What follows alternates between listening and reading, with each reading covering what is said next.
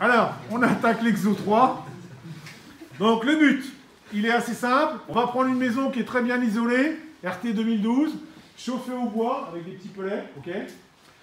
Et par contre, on va créer une eau chaude sanitaire avec un ballon électrique, ok. Et après, on a des consommateurs classiques, genre lave-vaisselle, enfin voilà. Hein, ok. Donc le but, ça va être de comparer parmi les trois options qui sont encore disponibles, à savoir heure pleine, heure creuse ou tempo, pour la même utilisation de la maison, laquelle est la moins onéreuse de manière annuelle. Ouais, ok. Donc il faut savoir compter avec des tarifs. Alors, je filme le sujet, il est là. Voilà. Et puis après, les tarifs, ils sont en quelle page ?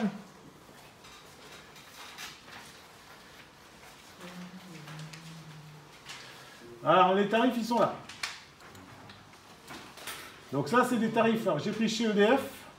Toc. Voilà. J'essaie d'agrandir. Toc. Voilà. Donc là, on a les tarifs EDF. Alors, soit ici, on les a en option base. Donc, on a le prix de l'abonnement, le prix du kilowattheure. Soit ici, j'ai l'option, que j'arrive pas à lire, heure creuse. Soit en bas, la tempo. Ok? C'est bon? Alors, je vais faire des ratios avec ma maison.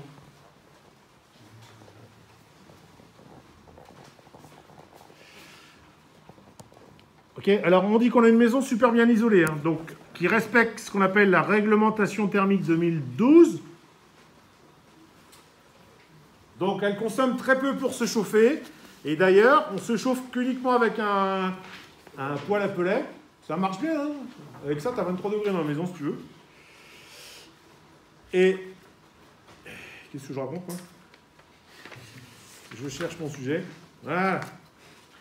Donc alors, je dis que la maison, donc on a un ballon d'eau chaude électrique. Et les gens, ils font la cuisine avec du gaz. Okay, ils ont une bouteille en gaz, hein, on va dire qu'ils habitent à la campagne. Ils ont un piano, donc c'est une espèce de grand truc. Là. Et puis je dis que l'abonnement, c'est 9 kW. Alors, on y va. Donc en fait, là, on va faire 2-3 petits calculs ou des ratios pour voir en fait qu'est-ce qu'on peut consommer le jour et qu'est-ce qu'on peut consommer la nuit de manière électrique. Donc, première question. Le ballon, il est électrique. Okay. On va essayer de déterminer quelle est l'énergie qu'on consomme avec le ballon. Alors, la première question, c'est quelle est l'énergie journalière pour élever la totalité d'eau du ballon? Alors, comme ils sont 4, on va dire la petite famille, là, on va mettre 150 litres. Alors, l'eau, elle rentre dans le ballon à 13 degrés à peu près, et elle sort à 55 degrés. Donc, vous avez fait de la thermo. Donc, Q égale M CP delta T, yes. Alors, la M c'est 150 kg parce qu'il y a 150 litres. Le CP de l'eau c'est 4,18. Et la différence de température c'est 55 moins 13 degrés. Donc ça fait des joules là. Donc ça c'est des joules par jour.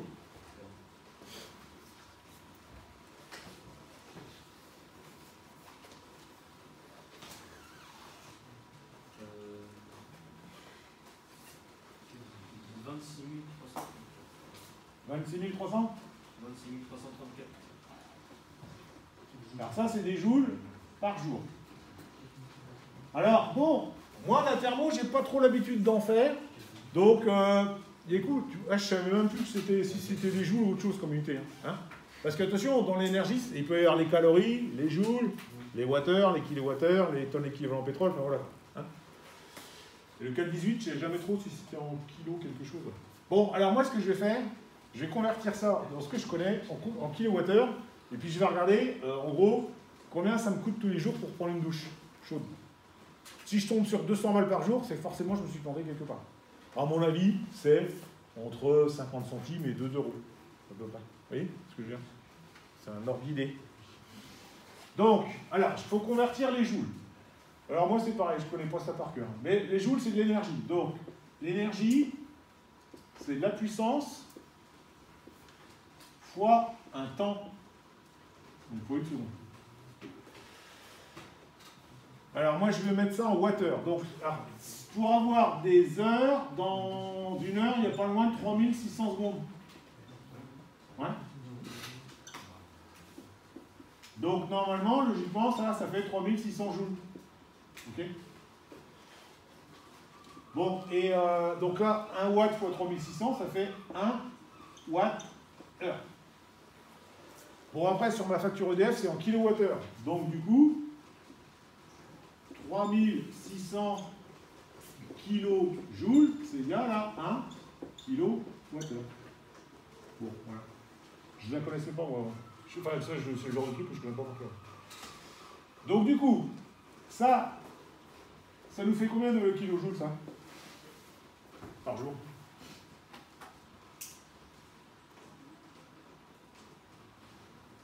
Il manque pas un 10 puissance 3 au niveau des joules? Parce que c'est 4180 le SCP.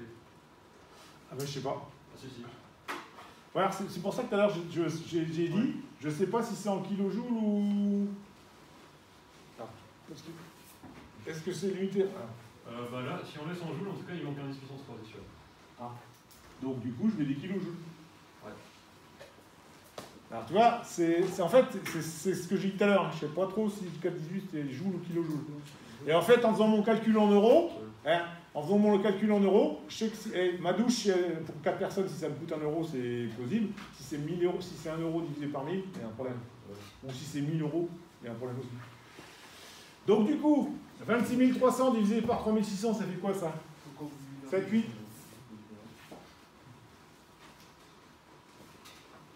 26 334 divisé par 3600, c'est quoi? 7,3. Donc ça fait 7,3, mais 7,3 kWh par jour. Ouais. Sachant que 1 kWh à la douche, on va dire ça comme ça coûte 10 centimes. Hein, ça me fait à peu près, enfin 10 ou 15 centimes avec les taxes, ça dépend. Okay, bon, en gros, ça fait 1 euro par jour. Hein, ça vous paraît cohérent ou pas? Ouais. Bah oui. Par contre, si je m'étais planté là avec le kilo, si j'ai pas mis le cas, soit ça m'aurait coûté 1 euro divisé par 1000, pas possible. Soit ça aurait été 1 euro fois 1000, c'est 1000 euros par jour pour prendre une douche, voilà. Pas possible non plus, quoi. Ok. Donc c'est cohérent ce qu'on a fait? Vous voyez, ça sert à ça d'aller à l'école, c'est pour avoir des trucs cohérents. Alors surtout quand on manipule des gros chiffres. Hein. En industrie, et on ne sait pas trop où est-ce qu'on en est. Il faut se raccrocher aux branches, quoi. Bon, alors. Ça, c'était la question 1. Vous lisez la deuxième?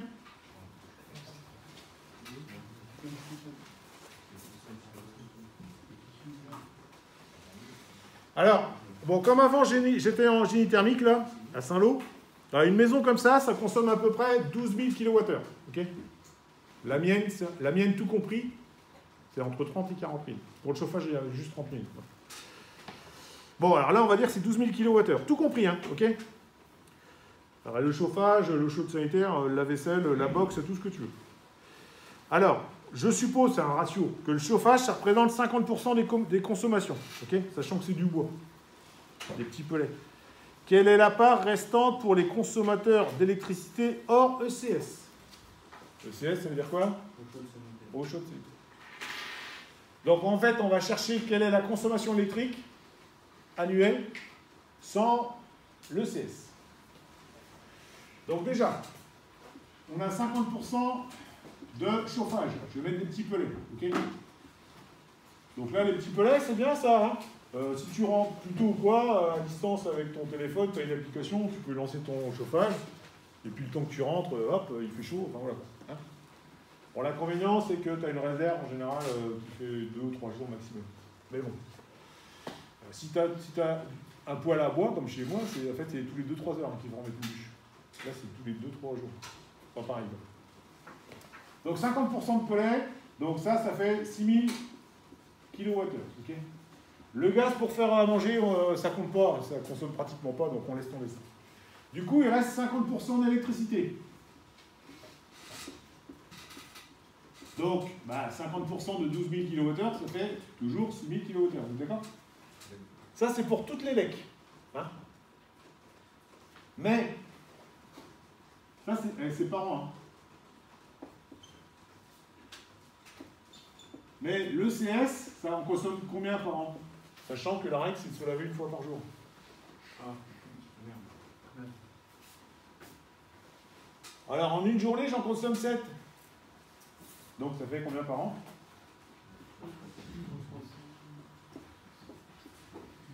Là. 2664. Combien tu dis? 2664. 2675 kWh par an. 64.